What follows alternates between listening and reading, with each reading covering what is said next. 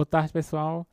Vamos começar a nossa jornada agora com o módulo de emergências respiratórias. E vamos dar início aqui com um tema extremamente comum no departamento de emergência, internações hospitalares, né, que é a pneumonia bacteriana.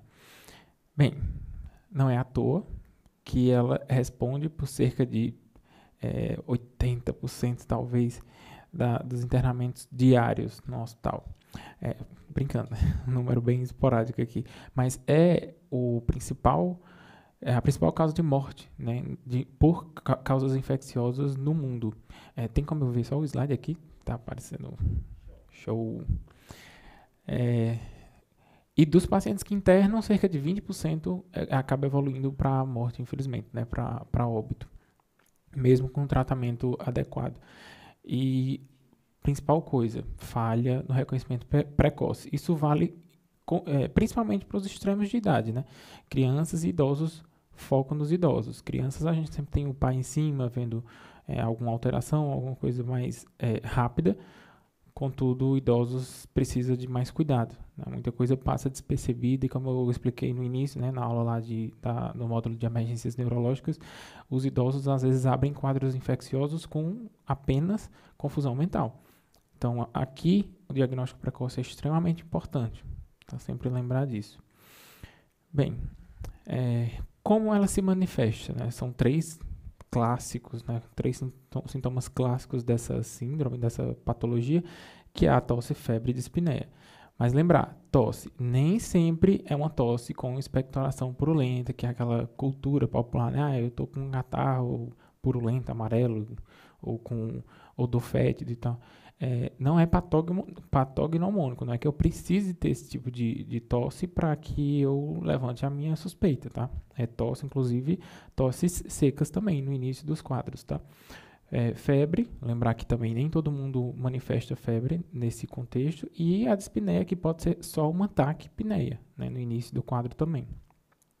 Quadros de hipoxemia, lembrar também, né, se eu tenho um shunt pulmonar, alguma coisa lá in situ está acontecendo. Alterações de exame físico como a ausculta também é uma coisa mais tardia, tá, para o paciente começar a crepitar. E para isso a gente tem o POCUS, né, para nos ajudar nessa extensão do exame físico, na abordagem do paciente, inclusive no início do quadro. Ele é um pouco mais sensível do que os outros métodos de imagem, né? Ele se compara à tomografia nesses casos. Lembrar da epidemiologia, porque vai nos ajudar, né? Se é um paciente que é hospitalizado, né, institucionalizado, os fatores de risco que ele tem. Então, se é um paciente que já tem algumas patologias prévias e começa a ter algum quadro infeccioso, uma das principais coisas que eu vou pensar seria pneumonia. Idosos, por exemplo, são dois sítios mais comuns, pneumonia e infecção do trato urinário. Então, sempre lembrar da pneumonia nesses quadros, né? E o uso recente de antibiótico, isso vai contar muito para a minha escolha da terapia, mais para frente, né, que a gente vai discutir. Como eu falei, extremos de idade necessitam de cuidados muito maiores. Bem, etiologias. Preciso saber o nome da bactéria para começar a tratar, para saber como eu vou tratar? Não. A gente precisa saber, em geral, quais são os germes mais comuns em cada tipo de situação, né? Então, a gente tem aqui nesse primeiro quadro os germes típicos e atípicos mais comuns.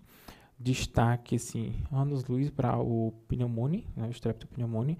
Ele é um dos mais comuns mesmo, então pensar sempre em cobri-lo, óbvio. E atípicos, né, lembrar dos atípicos também, quadros um pouco mais diferentes, mais arrastados, inclusive em pacientes sem patologias, tá? Então, outros agentes, né, que a gente também tem que lembrar: Klebsiella, pseudomonas, pacientes que também têm esse contato com germes hospitalares, lembrar de cobri-los também. Dos diagnósticos diferenciais, são todas aquelas patologias que abrem com esses sintomas que eu acabei de falar. Então, desde o edema agudo, que o paciente vai entrar com dispneia, às vezes no iníciozinho ele entra com uma tosse seca, tá? Síndrome coronariana aguda também. Algumas pneumonias que têm acometimento da pleura podem causar dor pleurítica, dor torácica pleurítica, que às vezes é difícil de diferenciar de uma síndrome coronariana só com a história, né, só com a queixa do paciente. TEP é uma delas. TEP pode dar tosse, inclusive, pode dar quadros febris também. Lesões neoplásicas, abscessos ou empiemas. Com relação à abordagem, como é que eu vou corroborar a minha hipótese para começar a tratar? Será que eu preciso de um exame de imagem para começar a tratar? Não necessariamente. Tá? Os exames que entram aqui, como extensão do exame físico, como confirmatórios para o quadro que eu estou desconfiando, primeiro de todos, o mais falado, raio-x de tórax.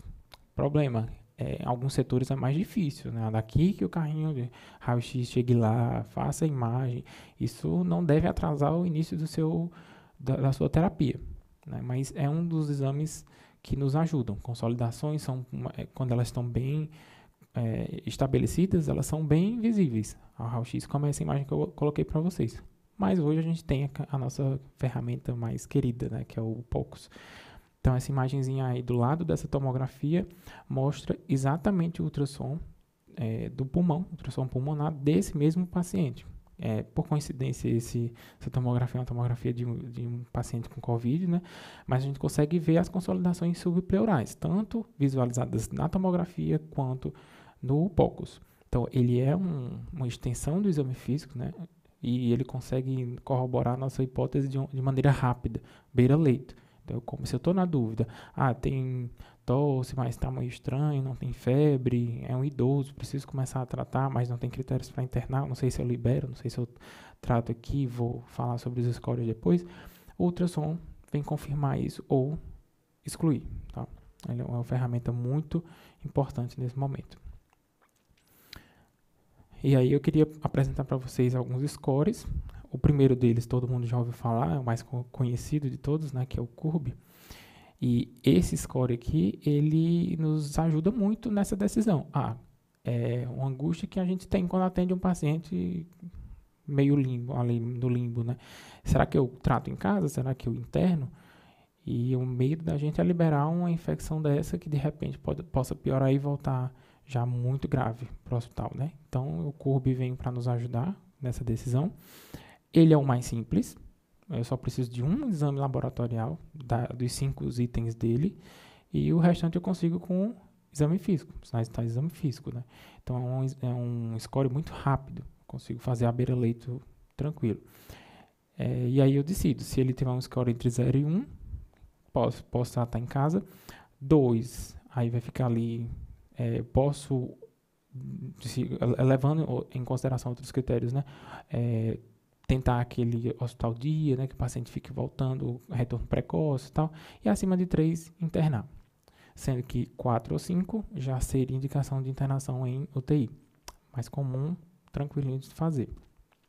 Até depois que você faz algumas vezes, né? Se a gente fizer realmente para todo mundo que internar, ou todo mundo que chega com suspeita de infecção, pneumonia bacteriana, se a gente aplicar o CURB, isso aí vai ficar mais medular, vocês não vão precisar nem ficar acessando aplicativos para lembrar. Esse é o mais simples.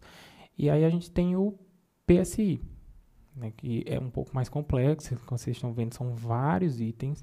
Esse realmente não dá para decorar tudo, mas facilmente a gente acha esse em aplicativos, né? E precisa de mais exames laboratoriais para aplicá-lo, tá? Mas ele também é um score muito bom. Ele gradua em grupos, né? Grupos de baixo risco, grupos de risco moderado e grupo de risco alto para admissões, para admissão hospitalar. Bom também, só mais complexo, tá? Mas muito bom. Posso aplicar inclusive os dois para corroborar o outro, né? Então seria ideal. E aí nós temos os scores um pouco menos conhecidos, né? Que é o SmartCop. Esse aqui prediz a necessidade de internação. E aí, quando eu coloco no score, ele vai dividir em pacientes em grupos também, né? Grupos de baixo risco, médio risco moderado, risco alto e risco muito alto de admissão em UTI. Então, isso vai nos ajudar.